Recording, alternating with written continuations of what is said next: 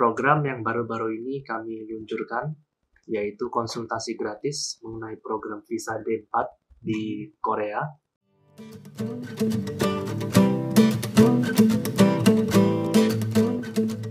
Oke, halo semuanya. Kita kembali lagi di Advokat Indonesia di Korea.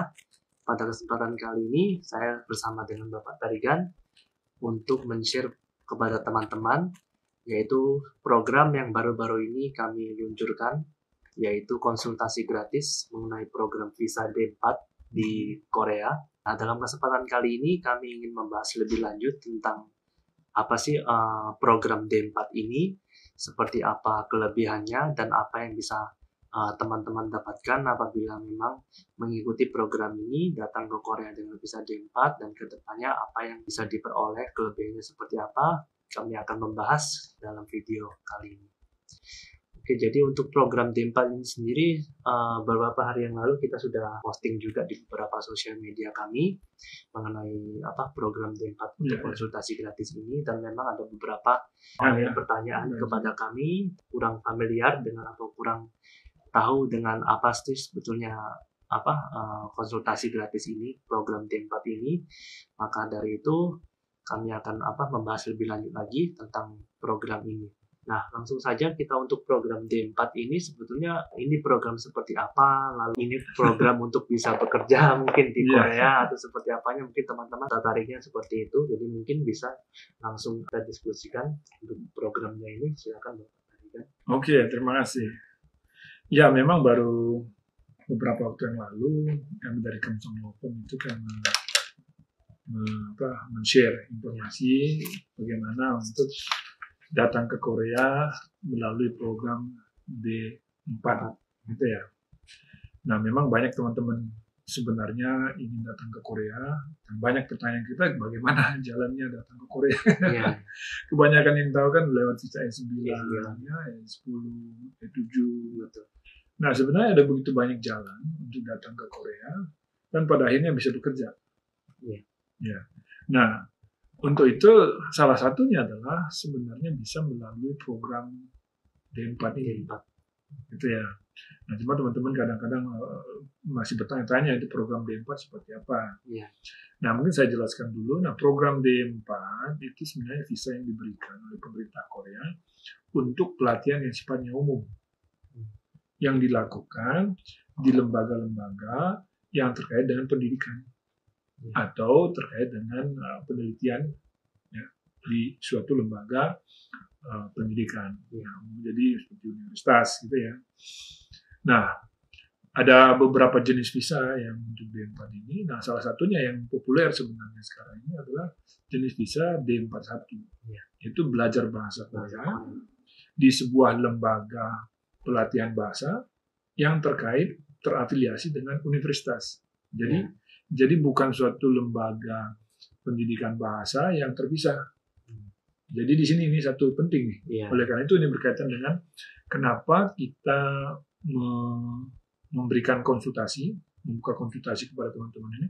Karena banyak teman-teman ini pikir bahwa yang penting saya mau mengajukan ke lembaga pendidikan bahasa di Korea, kemudian nanti saya mengajukan. Nah, banyak yang mereka sudah menerima, bahkan sudah bayar, ternyata ditolak.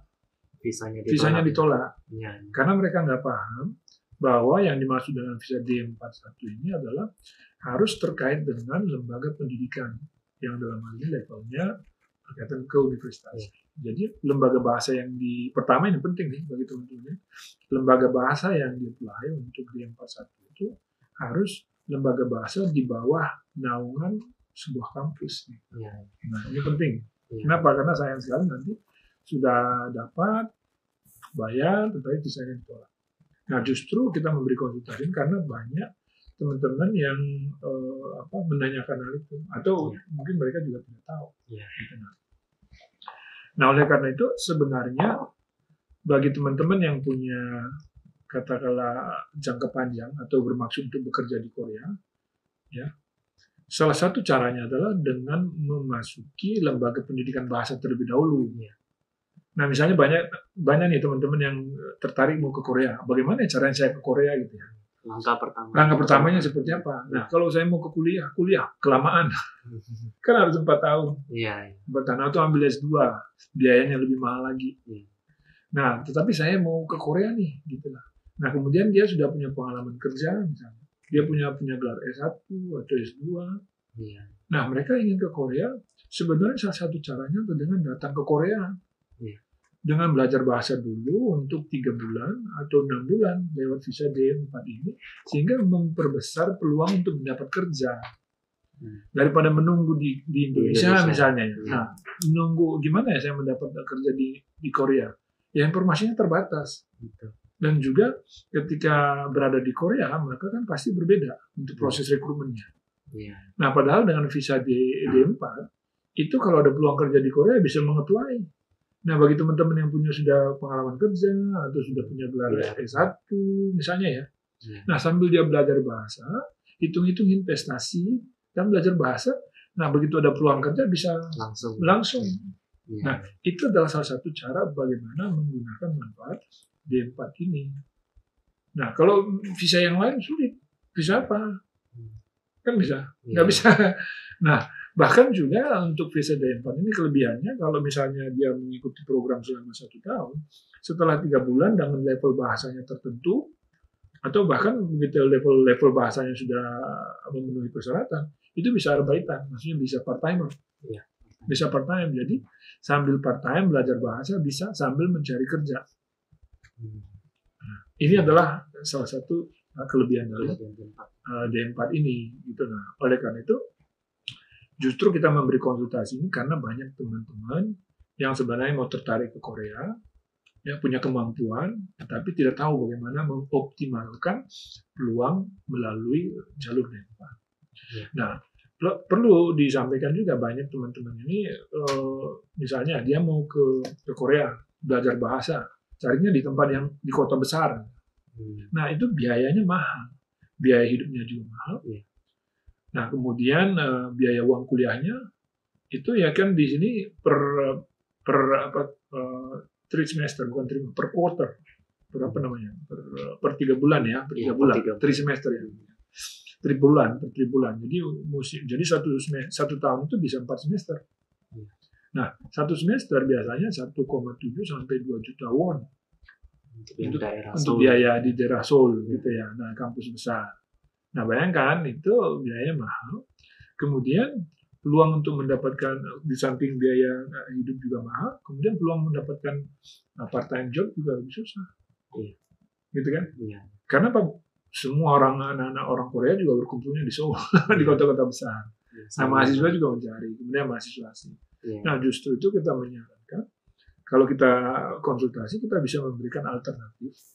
Ya, kenapa tidak mencoba di kampus-kampus di kota-kota yang kecil atau yang sedang, gitu ya, yang membuka pertama peluang part-time jobnya di akhir pekan, ya bahkan kalau perlu misalnya ya di sektor pertanian, ya siapa tahu untuk strategi atau di sektor yang lain-lain yang bisa membantu, di mana banyak orang mudanya sudah berangkat ke kota besar sehingga mereka butuh tenaga part-time.